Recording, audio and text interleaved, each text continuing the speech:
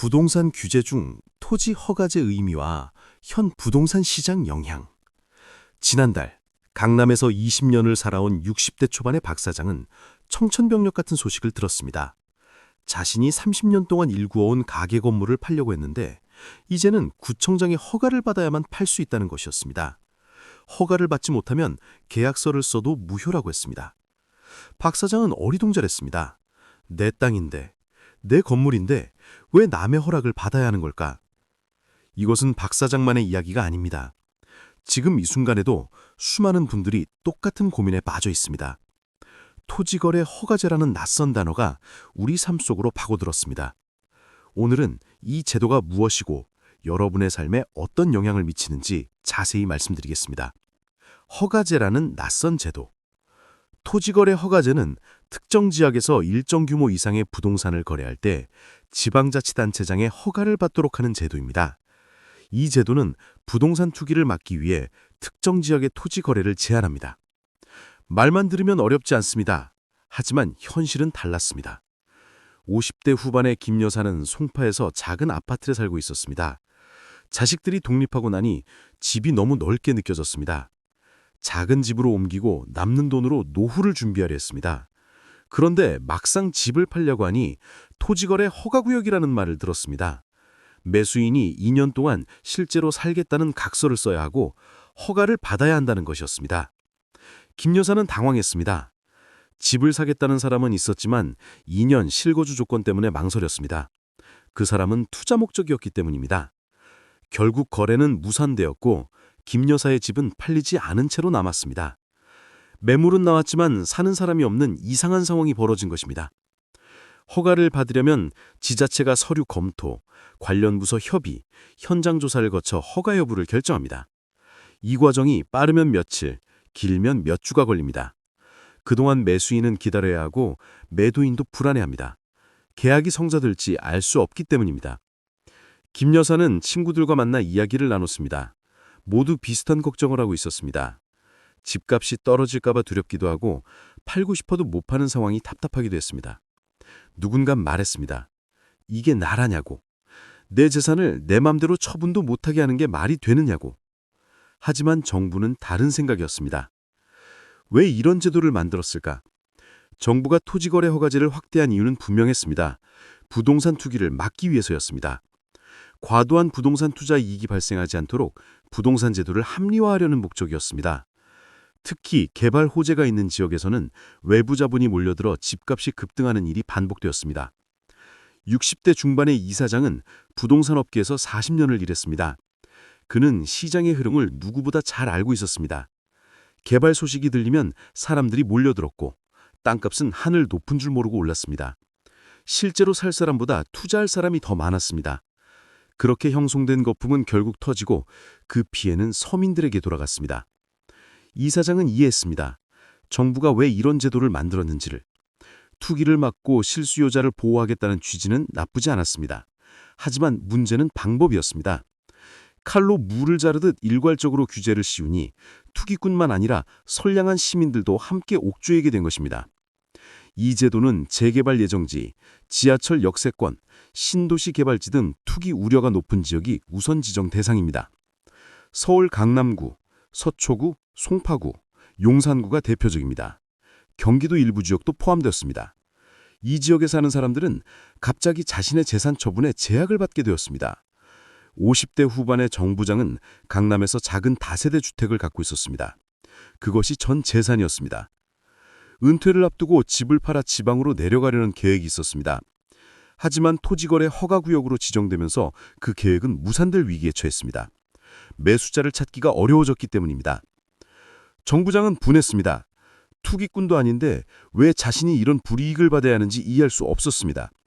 정부는 투기를 막겠다고 하지만 정작 피해를 보는 것은 평범한 사람들이었습니다. 그런데 더 놀라운 사실이 있었습니다.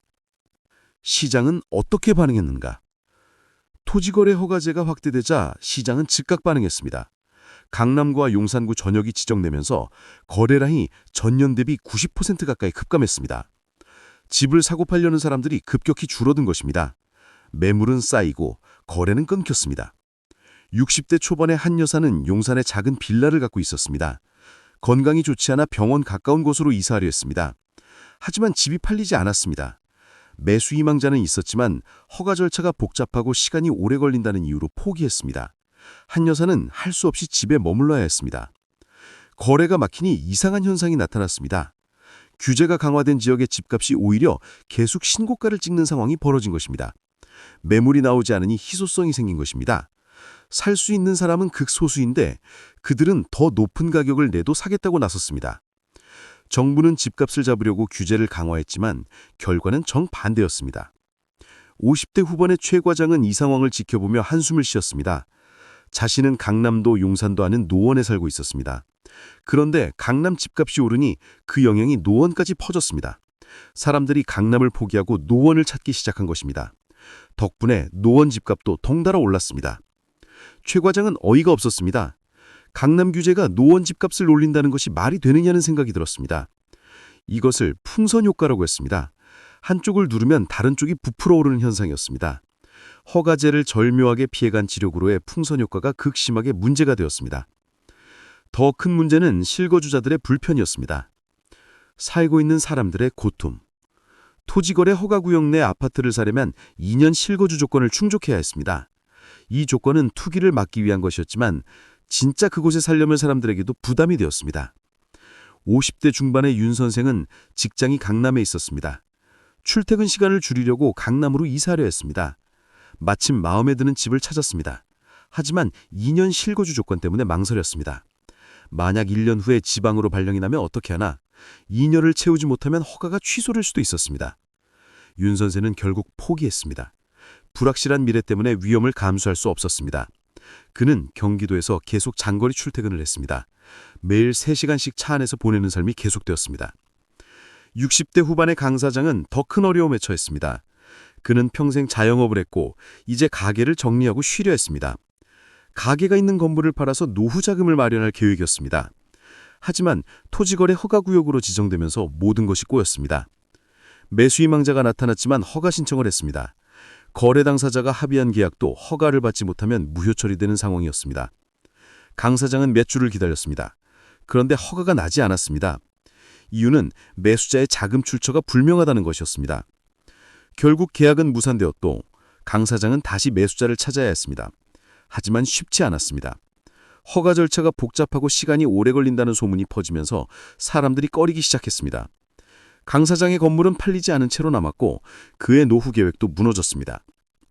이런 일들이 곳곳에서 벌어지고 있었습니다. 해제와 재지정의 혼란. 정부도 문제를 인식했습니다. 투기 우려가 적은 지역을 중심으로 토지거래 허가구역을 해제하고 일부 지역은 재지정하는 등 조정을 진행했습니다. 2025년 2월에 일부 지역이 해제되었습니다. 사람들은 환호했습니다. 드디어 자유롭게 거래할 수 있게 되었다고 생각했습니다. 50대 중반의 송 여사는 송파에 살고 있었습니다. 그녀의 집이 있는 지역이 해제 대상에 포함되었다는 소식을 들었습니다. 송 여사는 기뻤습니다. 이제 집을 팔고 작은 곳으로 이사할 수 있다고 생각했습니다. 매물을 내놓았고 곧바로 매수 희망자가 나타났습니다. 그런데 문제가 생겼습니다. 해제 이후 관련 지역의 집값 불안정이 심화되면서 3월 19일자로 재지정되었습니다. 해제된 지 한 달도 안 되었습니다. 송 여사의 계약은 또다시 복잡해졌습니다. 허가를 다시 받아야 했습니다. 송 여사는 허탈했습니다. 정부 책책을 믿고 계획을 세웠는데 한 달 만에 뒤집어진 것입니다. 매수자도 당황했습니다. 이런 불확실성 속에서 누가 안심하고 집을 살 수 있겠느냐며 화를 냈습니다. 결국 그 계약도 무산되었습니다. 60대 중반의 박 부장도 비슷한 경험을 했습니다. 그는 강남에서 오래 살았던 사람이었습니다. 집을 팔고 고향으로 내려가려 했습니다. 규제가 해제된다는 소식에 기대를 걸었지만 재지정 소식에 다시 좌절했습니다. 박 부장은 한숨을 쉬며 말했습니다. 이러다가 평생 이 집에 갇혀 살 것 같다고.